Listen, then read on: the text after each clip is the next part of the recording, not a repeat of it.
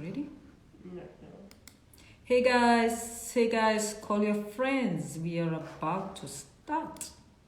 Tell me which university you're coming from so that I can welcome you properly. Tell me which university.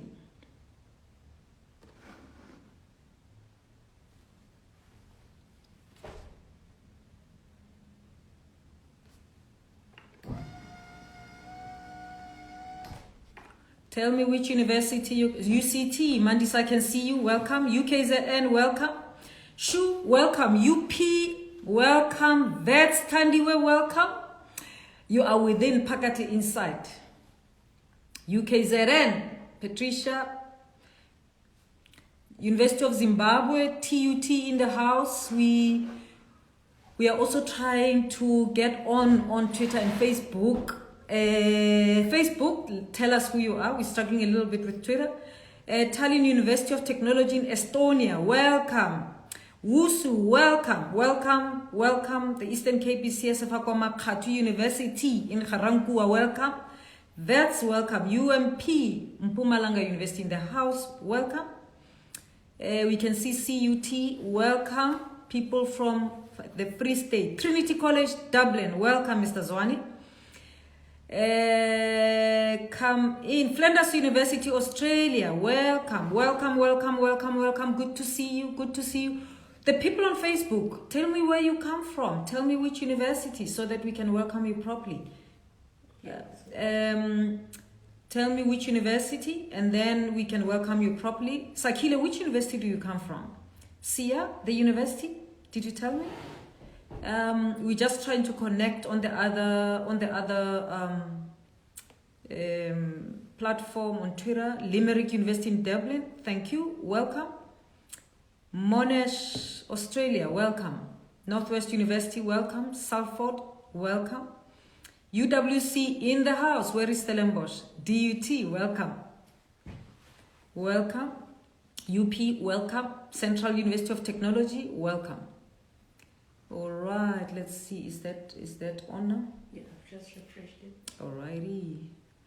Okay, Vets University, welcome. Keep coming. What we're going to do today, we're going to talk to Jimmy Ramokgopa, and after speaking to Jimmy Ramokgopa, we're going to speak to Dr. Masuta. He's in Canada. We're going to try to connect with him if he's there, and thereafter we talk to Professor Adesina. Both Jimmy and Dr. Masuta will raise issues, questions that need attending to, and then we will get on with them as we speak to Professor Adesina.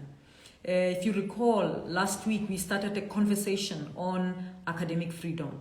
It's a controversial issue, but of course I also realized that some people might not have come into contact with the debates around that. I was speaking to another young person earlier, and they said, what is this about? Is it about collecting data and so on and so forth? So it's about the fact that academics need to have the freedom to research or to ask whatever question they would like to ask in their research without being constrained by politicians or by their donors or by their management or by political pressure in their country, even if it's not from government.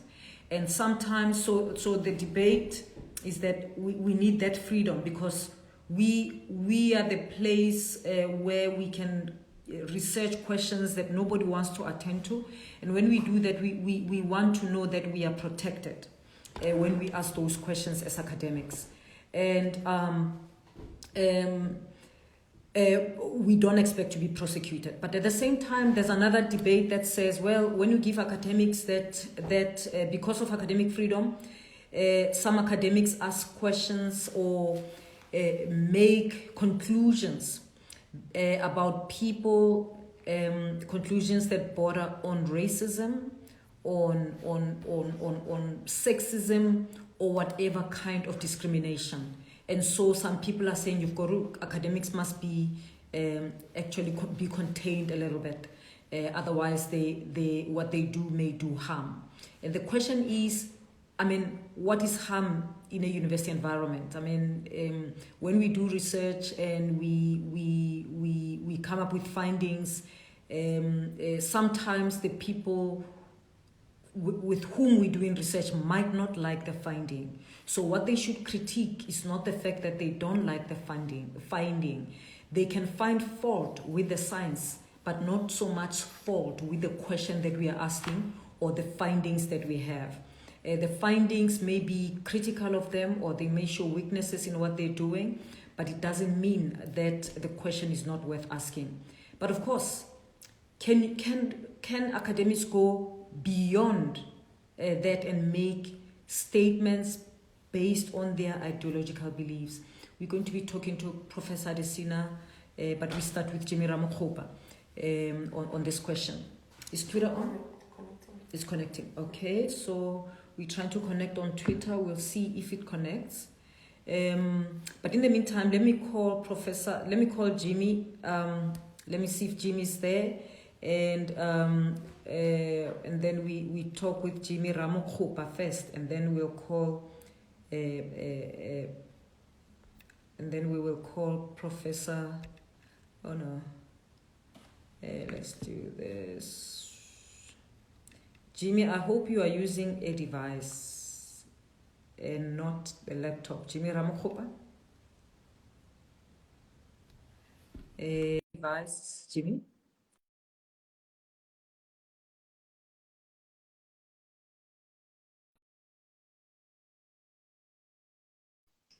Yes. Hi, Jimmy. How are you? Hey, hi, Professor. I'm good, thank you. And you? I'm good. Thank you. Yes. So, Jimmy, we're talking about this controversial issue, and I wanted to talk to you because I like the way you think. I like how you ask critical questions that nobody wants to ask. So I thought it would be interesting to talk to you, and we can pose the questions to Professor Jimmy Adesina after this. So your thoughts? You were listening last week. I know I saw you online that you joined the show last week. Yeah. Yes. No, absolutely. And an interesting thing that came out of last week, I think one of the questions that came out from one of your viewers was in relation to academic freedom, but in relation to the decolonization of thought, basically. And I found that very interesting, and because perhaps we could clarify that a little bit, because maybe there are some, how can I put this, maybe misunderstanding with the way academic freedom is conceptualized and the whole meaning of academic freedom, in a sense that some people might think that decolonizing education inhibits academic freedom, because a lot of people sort of like think of decolonization as getting rid of Western thought and bringing about more of the African thought or more of the indigenous type of thinking, and not actually realizing that what decolonization actually means and how it actually opens up to other forms of thought apart from the traditional type of thought, which were deemed to be the only correct way of thinking. So I think maybe if we could perhaps discuss that a bit and talk about how academic freedom impacts the decolonization project and how the two actually work together. Yeah, that's an interesting question, Jimmy, and we'll talk to Professor Adesina about it. But I think one interest you were talking, I thought perhaps there's also a misunderstanding about the fact that in academia we don't dictate to academics what to teach, what to research, and so on. And so even as we embrace the decolonization project, it is not to have everybody using the same theories and the same way of doing things. Is to bring in other voices in the space, because it's a free space of ideas. Anyone can ask any question that they want to ask. Anyone can ask any question they want to ask in an academic space. And so people are not constrained. And I guess that's the difference elsewhere. And of course, I'm sure some students might say, well, if you don't give academics direction on what to teach, then it means we might never decolonize. And my view is that in an academic space, I don't think that can happen as long as the project, academic project, as the academic project grows, the decolonization project grows, it starts to filter into other spaces. I mean, and that's why you can't sell it as an evangelist, as a gospel, and say this or nothing. But it will grow organically. So yeah, Absolutely. And I guess also, I guess the mistrust, I'll term it as mistrust, comes from the idea, because we are talking about academic freedom, right? And yes, freedom is a relative concept. yes, I mean it's a relative concept in the sense that when you talk about freedom, it means that you are free from something or someone, right? In this case, academic freedom, we talk about the different authorities that are out there. We've spoken about, perhaps in some instances, management of a particular university. yes. But there are other authorities that are not necessarily in the limelight, such as publishing companies, Yes. who may prefer a certain, how can I put it, a certain niche of thinking, or a certain way of thinking, or a certain, how can I put it, category of, exactly, Yes. or ideology, absolutely. And how then does that hamper the process of academic freedom? But again, I guess it then paves the way of then discussing the actual mechanisms that need to be put in place that will foster the process of academic freedom. Because I'd imagine that academic freedom is not merely a concept that exists in isolation, but it's more of a process. So you are practicing academic freedom. You're not a state of being in academic freedom, but rather you are in a process of practicing academic freedom. And what are those various channels that allow you to practice your academic freedom? So perhaps also with the professor, we could also discuss about the actual channels that need to be put in place to foster the right type of academic freedom that we need. Yeah. Thank you very much, Jimmy. It's interesting that you're saying academic freedom is freedom from, and I'm thinking it's freedom to. Okay. Not freedom, so it can be both two ways. But I'm going to Professor Adesina is listening, so he's going to be taking up some of those questions. Thank you very much, Jimmy. Thank you for coming online. We'll listen up for Professor Adesina. Thanks very much. Awesome. Thank you. Bye bye. Okay, that was Jimmy Ramokgopa. Oh, Jimmy Ramokgopa, by the way, is an engineer, studied at Wits University, and it was good to have his thoughts. Professor Adesina is writing the questions, and when I get him online, we'll talk about these issues. I'm going to check if Dr. Masuta is online. If Dr. Masuta is online, so that we can talk to him. If he's not online, we will go on to there he is. There. We just gonna check if Dr. Masuta can join us. We'll talk to Dr. Masuta. After that, we'll go to Professor Adesina. Mukobe, how are you? Fine. How are you, Prof? Thank you very much for staying up for this chat. No problem. Anything for you. You see, you said that online. I'm sending a request for 5 million rands. No, I just realized I've really incriminated myself there. But I'm prepared. I'm prepared to do to go quite a distance for you. I know. Thank you very much, Mukobe. What are you doing in Canada, by the way? Which university are you at now? Are you visiting? So I'm still a postdoc. I'm actually just accompanying my partner to see my mother-in-law this side. But however, I'm still continuing to do my work. Yeah, so it's more personal than academic. I'm still a postdoc at UJ. At UJ, okay, no problem. Yes. I thought maybe you are visiting as a postdoc somewhere. So this is family related. All right, enjoy. I'm sure you heard what Jimmy Ramokgopa was saying. views. I mean, his question about does the decolonization project, does it have potential to hamper academic freedom? And we'll ask Professor Adesina about that. I don't know whether you have other issues you want to raise or contribution on academic freedom. It's a controversial issue. It's political because it's not just about the research that we do. Sometimes universities say we cannot invite this person at our university to give this kind of lecture because their work is divisive. So we cannot allow that. And is that hampering academic freedom? You know, so there's many ideas that. So tell me what you think. Yes, it's a very. Your DVC, by the way, Professor Sina has joined us on Facebook, and he's saying, "Great to have you, Dr. Masuta." Yes, no, I'm very glad.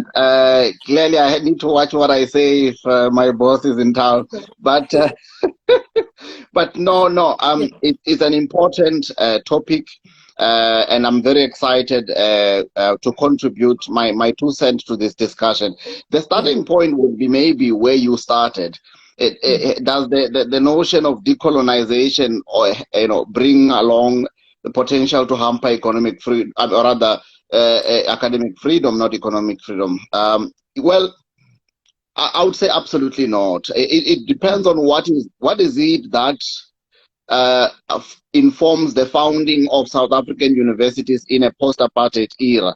If you go back to the 1997 white paper on education by Professor Bengu, it stipulates that higher education in South Africa must respond to a new order, and that order is spelled out as a racially and economically equitable society that advances the potential of everybody, and by everybody meaning those previously advantaged and those previously disadvantaged. So and then if you go to our constitution, a lot is put on the shoulders of education, and by education I mean education in its totality, to redress and to redress. So to the extent that decolonization is understood within the framework of achieving redress or reversing the socio-economic legacy of colonialism and apartheid, then the decolonial project is bound to advance and not to hinder academic freedom. That would be the first one. But secondly, academic freedom, to the extent that it's understood as the ability of all individuals within and outside higher education to freely express their perspective on any matter without any fear of prejudice or any fear.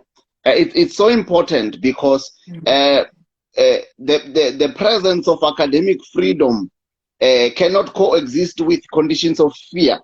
So to the extent that academic freedom is advanced as a counter to conditions or feelings of fear, then academic freedom brings us a brilliant post-apartheid moment wherein those who would ordinarily keep quiet now feel free to express themselves. I want to now bring it to an example. Yeah. Bring me to an example. I have a provocation for you, but give me an example. Sure. So as early careers researchers, we face a daunting task of establishing our presence in academia, and the gold standard of that is publication. And through publication, particularly through the peer reviewing process, we find ourselves having to tone down certain things that we say in a particular way because the reviewers feel that this language is inflammatory or it's not up to scratch. And the power relations there are so twisted because as an early career academic, you want to publish, but at the same time, you don't want to sound the opposite of what you mean. And I think that contested space is a perfect example of how academic freedom, if put as a gold standard, can enhance the growth of us as early career researchers. But it's interesting, Mukobe. I mean, you mentioned how young academics can be silenced. Basically, not so much, I wouldn't say by journals, but it's like by the establishment, which includes experienced professors who are the ones who are reviewing papers for those journals to be published, right? And they say your language is inflammatory, toned down, whatever. And then you learn, I'm not supposed to do this. The question is that constraining your academic freedom, okay? Is that constraining your academic freedom? And some people would say, yes, it is. You must allow me to say whatever I want to say. Look at the quality of the science and not the nature of the language that I'm using. And of course, the other extreme is that you can have people who are seen as conservative, who do research on Black people and make findings about Black people that are not favorable. And we as Black people get upset. Why? How do they talk about us this way? What do they know after all? Da, da, da, da. My view is that we can only do that. We can only critique the science if the science is not up to scratch, and then it brings a result that's demeaning for Black people. Then we have all the right to critique them. But if the science is up to scratch, and the finding seems offensive, my view is that there isn't much we can do if the science is above board. So we should focus on the science and not necessarily on the language. And the experienced people, however, the experienced people can silence you. So I mean, it's like you have, it can enable, but it can also constrain. I mean, yes, absolutely. Okay. I have had the privilege and luck of studying under very enabling professors from Wits, UJ, and Bath. So my observation are largely based on what I've encountered amongst my peers and not necessarily myself. Academic freedom for me needs to not only be present, but it needs to be seen to be executed. So we don't need to be just, we need to be seen to be doing justice. And this is important. The science is critical. Absolutely critical, no doubt about that. I find it sometimes counterproductive for people to say this individual holds extreme views, and therefore we cannot have that person speaking, because I feel I'm missing an opportunity to amplify how problematic that very extreme view is in an open platform. And in any way, I feel for me, I'll be more than happy to debate any extreme on the left, on the right, on the center, for the purpose of enabling society in general to be able to see that particular worldview being challenged openly. Because if we don't allow it to be challenged openly, we allow it to perpetuate itself underneath the surface. And by that way, we are unable to actually expose the evils that come with such extreme ideas. And I don't need to give examples because then that will be a problem. But the point is, all sides must be heard for as long as it's in the public interest for such views to be ventilated openly. Absolutely, absolutely. Mukobe, thank you very much. It's almost 4:30. But is there any issue? I mean, I'm going to raise some of these issues with Professor Desina. Oh, I forgot the one that I said. Is there an issue that you want me to raise with him? Yes, I think if there's anything Prof can help us ventilate is the issue of early career researchers and how their growth can be enabled and be stimulated as opposed to hampered by established notions of truth within academia. Great. We'll get there. In closing, I mean, you are an activist. You've been at the forefront of student activism.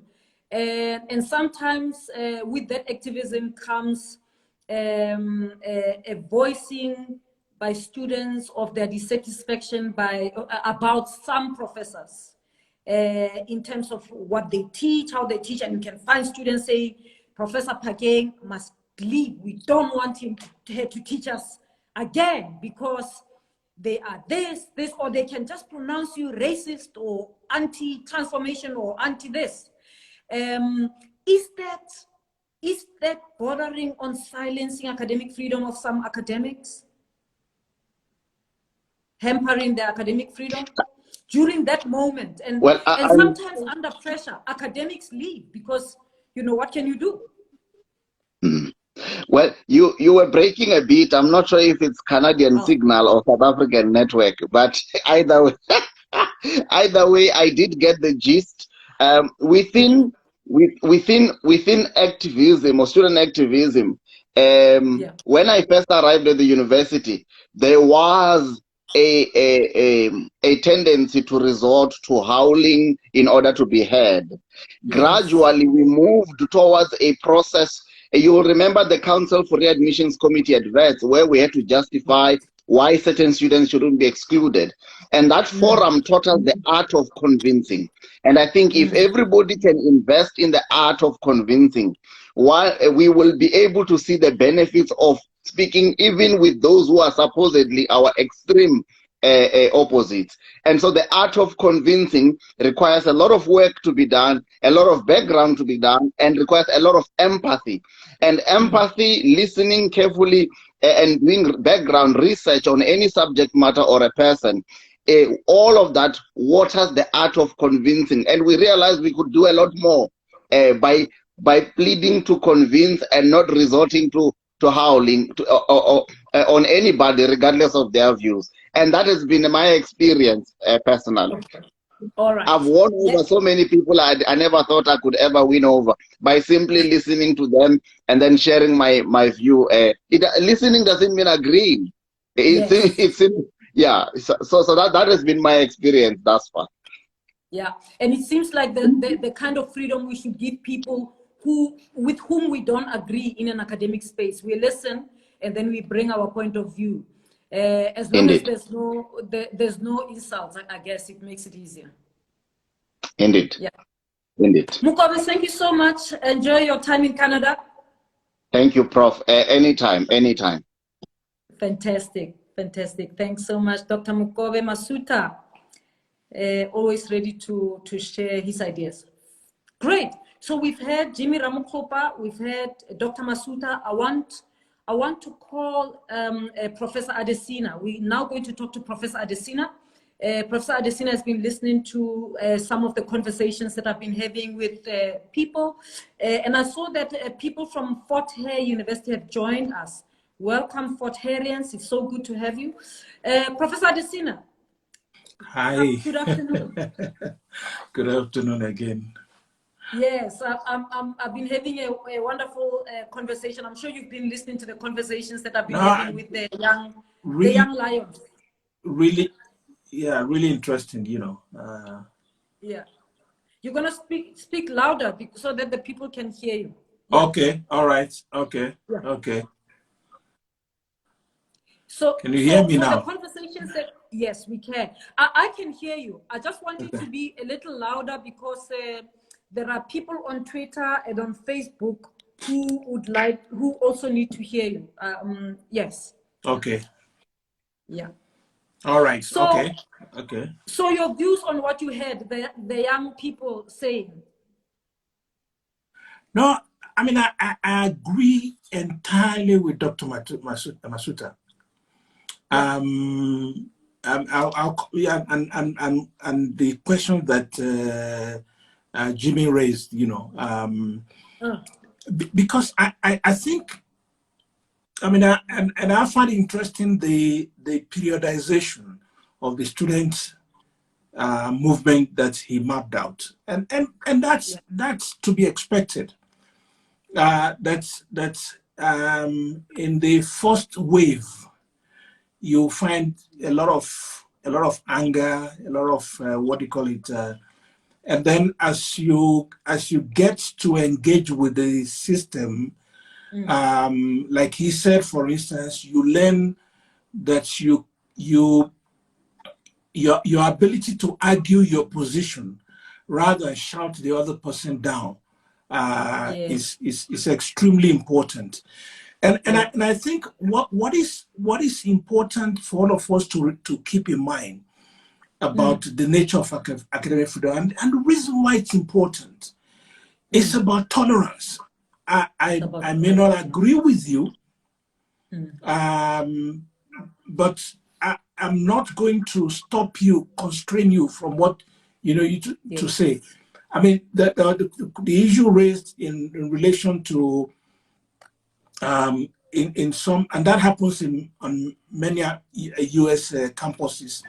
Where you say you cannot have a particular person in. Remember our discussion last week.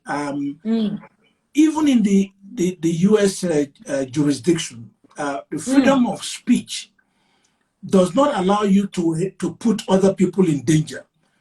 In the South African context, what do you call it? Section 2 of Section 6, subsection 2 of the Constitution in terms of Bill of Rights is very clear. You know, the right does not extend to propaganda for war, incitement of imminent violence, or advocacy of hatred that is based on race, ethnicity, gender, or religion. And I think that's important, because it comes back to the whole issue of ethics, ethical. You know, when you embark on such, you put yourself really outside of the coverage of what you can say, you know, freedom of expression or academic freedom. Now, I think in terms of the decolonization thing, and it relates to the last part of Dr. Masuta's what do you call it, which I find extremely very interesting, you know, and I'm deeply encouraged, because he reminds me of the best of my students, you know. You know, people you can be really proud of in terms of what do you call it, that's what is and I hear people, you know, confuse the kind of argument you can make in a beer parlor with the kind of argument you can make in a journal article. Yes. Okay. I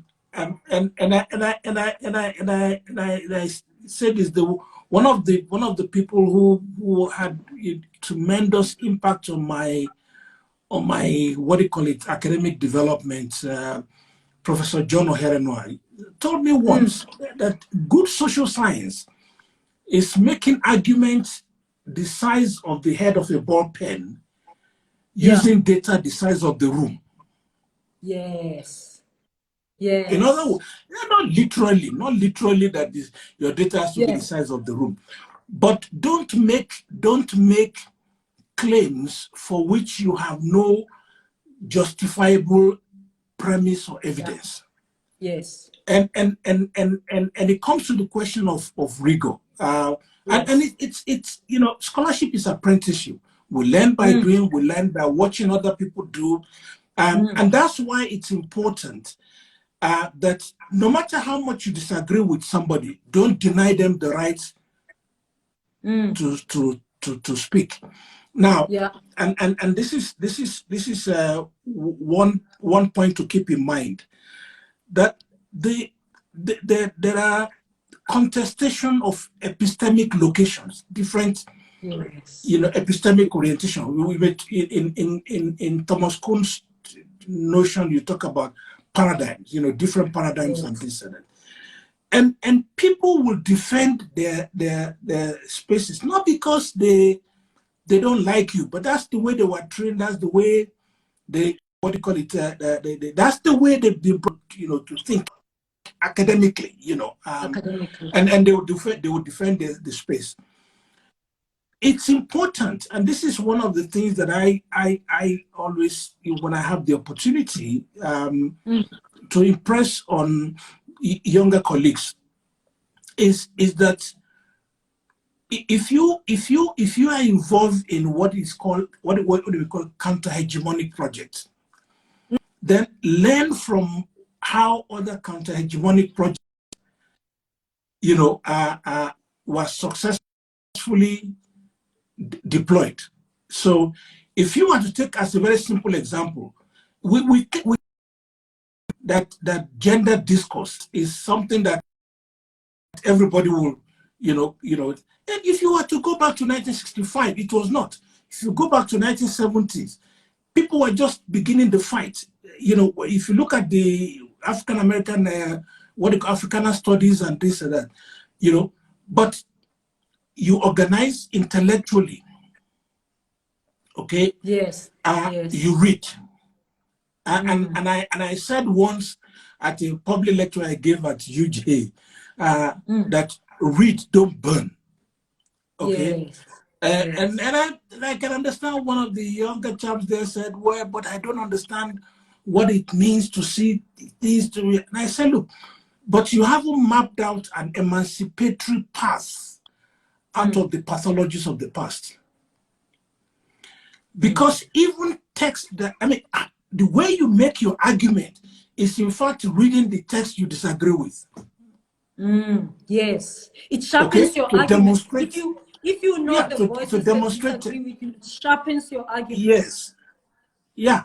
So that becomes extremely quite important in scholarly something, and it comes back to this thing, rigor.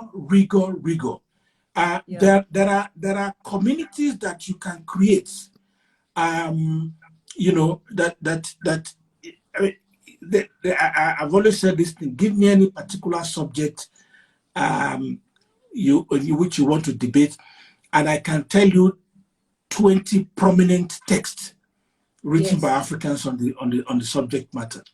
Okay, so we need to be conversant with the library. I'm talking in context of decolonization. I generally don't use the phrase.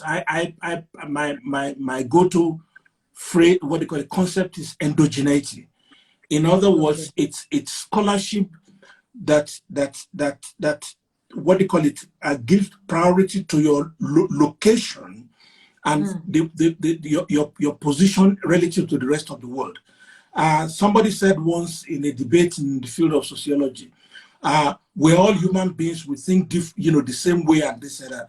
And I said, yeah, we all occupy the planet, but if you're in England, you occupy a different space from me if I'm in Rwanda or in Malawi or in what they call it, Lusikisiki, and this and that. And this is one of the phrases you hear. Somebody talks about the locus of enunciation. From which location do you engage with the rest of the world? Yes. And every good scholarship is locally grounded.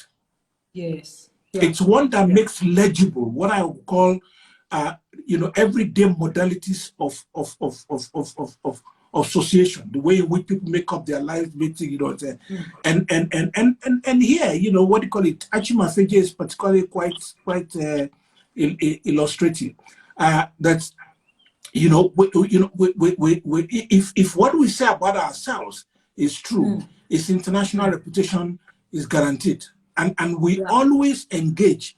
Every theory is first local. Every knowledge is first local. So that is important in empowering people not to feel intimidated, but it requires that your argument must be rigorous. It must be evidence based. But I mean, it must be logical and so on and so forth. Secondly, it requires we read as widely as possible. I can't say because I'm an African scholar, I don't read the Chinese, or I don't read the American, or I don't read the European, and so on and so forth. And there are a lot of things we say that is uniquely African. It's not uniquely African. Actually, I would say that the European Renaissance is an interregnum in human history. Okay, it's an interregnum. A lot of the things that we do in terms of the modes of the way in which we organize our social life, if you are a Native American, it will sound familiar. If you're a Komi in northern Russia, it will sound familiar. But that's important. And I need to reassure the younger colleagues. If you were to take the NRF rating as an example, the rating process, you nominate some of your people, the people you want to comment on your work. Yeah. And those people, some of those people have to be, at least some of them have to be in the final decision in terms of your rating. Second thing, and this is important, when you have a review that is obviously hostile, okay? When you have a review that is obviously hostile, it's not considered. Okay? It's set aside. Okay? you know, and then the final point is this, and it harks back to the point that I made about the way in which counter-hegemonic projects in the past have come to become centered, you know, is that it wasn't just that they were organizing, it wasn't just that they were, you know, they were setting up journals, they were setting up publishing houses. Okay? And publishing houses, because they know that some of the traditional publication outlets will be hostile to the ideas. Take that for granted, that will happen. You know, but then the way in which the journals become you know, what do you call it, prestigious now, is that they didn't compromise on the quality of the papers they publish. Quality of the sons, yeah. So you can't say because you are writing from a gender perspective, a feminist perspective, you can write wishy-washy paper and expect it to be accepted by, you know, a feminist journal. You know, no. They will still require that it conforms to rigor. Okay. Yes. And I will say that if you're looking for there are high impact journals of all varieties, you know, of all something and this that will take your paper if you focus on the rigor of your argument. And an easier way, because scholarship is apprenticeship again. Run your work by other senior people. Yeah. You know, let them give you comment, let them tell you this argument is interesting, but where's the evidence? Okay, this is, you know, with, you know, and before you actually send, you know, your work out. But I don't think people should be, I mean, like I said, it's the space today is much open than it was 20 years ago. Yes. So Jimmy, you I mean, very interesting today. Of course, I ask what you're talking about makes me think, you know, it's as if students have to be exposed to the principles of academic freedom just as they come into university, because it's not just something that happens in class. Even during student activism, the idea that you've got to hear the other voice, whether it's in protest, whether in whatever, you don't have to agree with them. Listening doesn't mean you agree with people. It's sort of a good, and you also have to give people an opportunity to voice their views, whether you agree with them or not, because this is a space of ideas. But we know that it's been under threat in our universities across the world, actually. But in your paper, you talk about you know, a paper cannot just be rejected on the grounds that the results offend some portion of our population. It doesn't matter how big that population is, but it can't just be rejected, especially if the science is above board. But then you get, and you use the phrase that a predictable response to a rejection like that would be, don't shoot the messenger. Shoot the messenger. Yeah, but then you say, what if the messenger is the message? Well, that's can you explain the messenger being the message? Well, you know, look, we don't choose topics in a vacuum. All right. I mean, and that's why some people will argue about whether there's something called value-free science. And when I say science here, it includes religious studies, psychology, sociology, politics, and so on and so forth. Okay, what do we call human sciences? So a good scholar, you know, must put under interrogation in a very self-reflexive way, what are the likely prejudices that you bring? The questions we ask as the originating question for the research that frames our research are usually driven by our social location and so on and so forth. Now, we need to be aware of this, you know, very consciously and so on and so forth. So that's one thing. But if you object to a research because it offends, a legitimate response is don't shoot the messenger. Now, but what if the messenger is the message? What if what you're actually getting has nothing to do with the science or the evidence? It has more to do with the prejudice that the individual brings to the research. In the particular case that we're talking, that was the basis of this, you had a situation where somebody was asking a question which seems legitimate at the beginning. If you're going to change the structure for something and so on and so forth, then you look at the research design. As difficult, as problematic as the research design was, that was not the most serious thing that becomes the offense.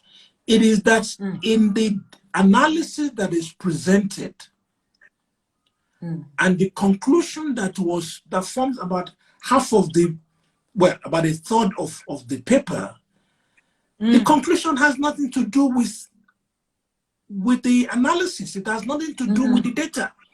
The data was in fact saying the opposite of what the conclusion, in other words, the conclusion that was being derived was not derived from the evidence of the research. In other words, the messenger is actually the message. What you're getting is what to be on a gentle side you will call presuppositions. Okay, what you are having here are conceived ideas preceding the research that is being ventilated as conclusion that was supposed to have derived from the research. In that situation, you cannot make a plea for your work to be protected on the grounds of academic freedom, because there are basic ethical issues in don't make claims for which there is no evidence. In this particular case, the regression analysis was saying the exact opposite of what was being presented as the conclusion from the study. That's apart from the research design itself, which is immensely problematic. But you can say, well, we have different trainings and the training might be different and so on and so forth. And you don't kill somebody because of that. But you cannot present regression analysis results and then we cannot sit on paper and then you start telling me something else. In my language, they'll say, don't see a dog and tell me it's a monkey. Yes, don't call dog monkey for me, and so on and so forth, and so that's in that particular context. And the point I was making in that particular context is that people who then try to mobilize academic freedom to protect egregious works undermine the academic freedom of all of us, because they undermine the trust that society has in giving us this space and financing this space. And this is the other thing. Financing this space for us to be able to do what we love to do. Exactly. And on the understanding that it will have social benefits. Okay, so from your SKA to what do you call it, water something, to what do you call it, HIV/AIDS something, to all these things, it will have benefit for society. We're in the midst of a pandemic now, and everybody's scrambling for what do you call it, a vaccine, therapeutics, and this. Those are results of research, Yes. But you can't what do you call it, manipulate data from a vaccine test and publish it to give the outcome that you want. Yeah, you can't do that. You're not allowed to do that, So that's the thing. Because at that particular point in time, what will society trust next? Yes. Yeah. So that's very interesting. I see some young people are asking for your paper. I want to But anyway, I think I'll write it for them. It's a popular piece. That's the popular piece, you know. I think they are not academics, so they probably okay. The popular piece will be okay. It will be interesting. Yeah, we can write it on the when we finish. I'll just in fact, if they Google Adesina academic freedom, it will pop up. Yeah. Okay. If you just Google Adesina academic freedom, I promise you the paper that is in conversation or the one that is in the South African Journal of Science will pop up, and then you can read it. You can read it from there. But Jimmy, I want to get off this. I mean, this is the last Sunday we are handling this. We'll never finish this kind of conversation. But how much is academic freedom affected, impacted on, or shaped by the politics of the day? Because, I mean, it's interesting how certain debates of academic freedom attract political voices and mobilize in political, and I keep wondering, during apartheid, there was a lot of research that's done about Black people, the size of their brain, and the fact that why they can't do geometry and this, you know. And I mean, it's interesting that it's not even just post 94. It's sort of post 2003. Whatever. I mean, it's as if at a particular time they become very much pronounced. And I keep thinking, these debates, are they a sign of some polarization or some discomfort in society, whether it's with migration or with conflict that's happening elsewhere in the world, or with political conflict in the country or between countries? Could it be about that? I mean, is it shaped by that? Well, you know, I mean, I think the thing to be for academics, for intellectuals, artists, general people in society to be aware of is that the defense of academic freedom is a constant issue of vigilance. Okay, it's not even the most pronounced ones that are the major threats. They're the much smaller cases that people will say, well, you know, I mean, there was a case in the university in KZN that involved me, which I got sued for intervening over academic freedom issue, and the argument that I made in court was that the context in which I grew up is that it's the first threat to academic freedom that we need to raise the alarm. Okay, and in this particular case, it was not even from outside of the university; it was from inside the university. So, and you know, there's an adage in my language that, you know,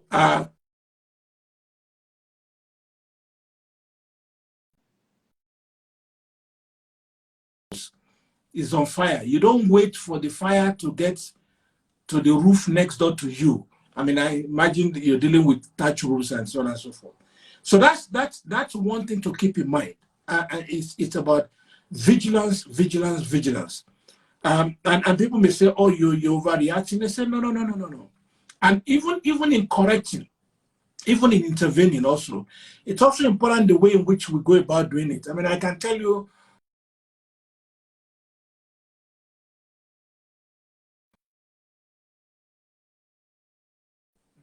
there are all sorts of things happening outside of academia, in political parties, in groups and so on and so on, who are not with academics who want to jump in. It will be it will be arrogant of us to say, oh, only academics can get involved in academic debate. No, no, no, no. That's not the point. Okay, but outside of academia, am I still on? Yes, you are.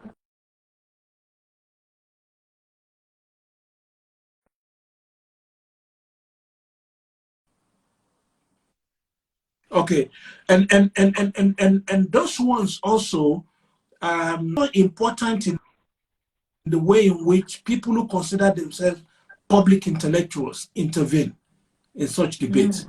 Because again, it's important that you bring to those public debates the decency and rigor of your normal profession.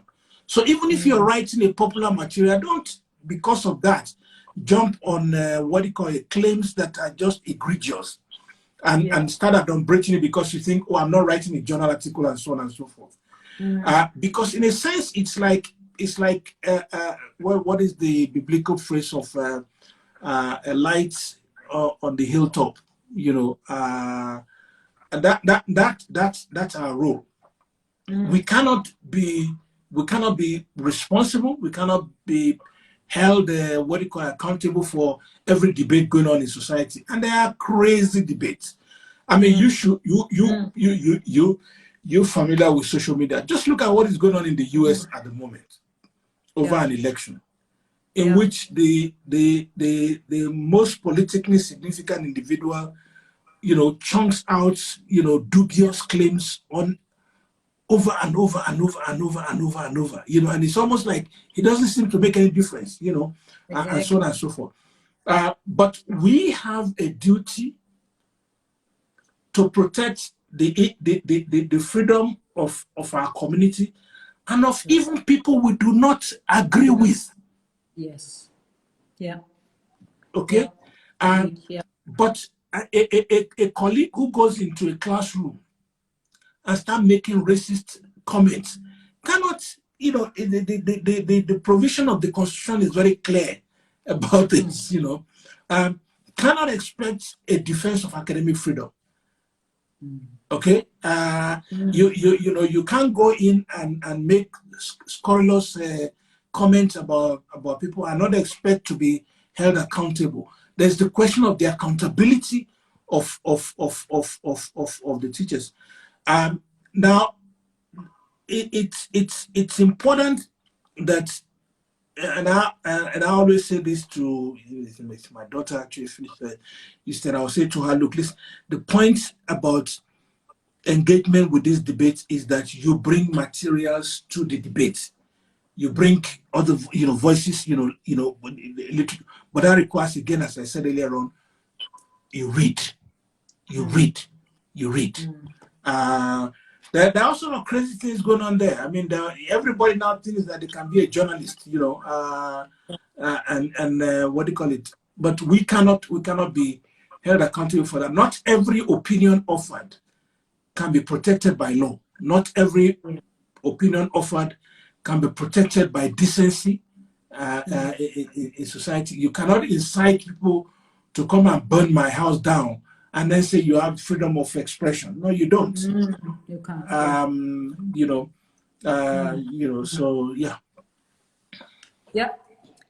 Well, Jimmy, thank you very much. It's been very exciting and informative and insightful talking with you on this matter. I see young people are really appreciating your input. Thank you for the work that you do, for these papers that you wrote. I mean, they are very accessible. I'm sure many people, even if they are not academics, will benefit if they just access them online. So thanks very much, Jimmy, for coming. No, the pleasure is mine. Thank you. And Bye-bye. thank you for the wonderful work you're doing through this platform. Thank you. Thanks, Jimmy. Okay, all right. All right, so that was Professor Adesina. Fantastic. We really had a good conversation today. I have to thank Jimmy Ramokgopa and Mukobe Masuta also for coming on and sharing their ideas and really the provocations that got Professor Adesina talking. Really, really appreciate it. So this was session number, series number 3. Remember, series number 3 is about becoming a professor. These are some of the issues that professors grapple with. This was session number 7.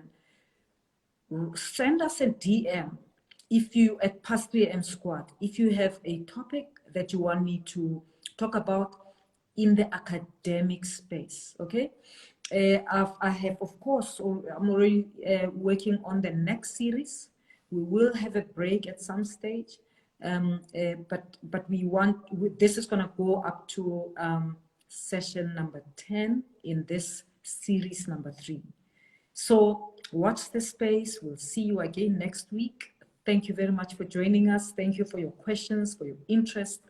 And I can see Ntando Sindani joined late there. I did, Ntando, I did think you'd be able to join us, but I saw that you were not responding, and so that's why I spoke to Jimmy and Mukobe, and that was great. So let me say goodbye to colleagues on Facebook. Thank you very much for joining us. And then goodbye to everyone on Twitter. Let's say goodbye to everyone on Twitter. We got disturbed a little bit on Twitter today. And everyone on Instagram, thank you so much. Thank you, and have a good week.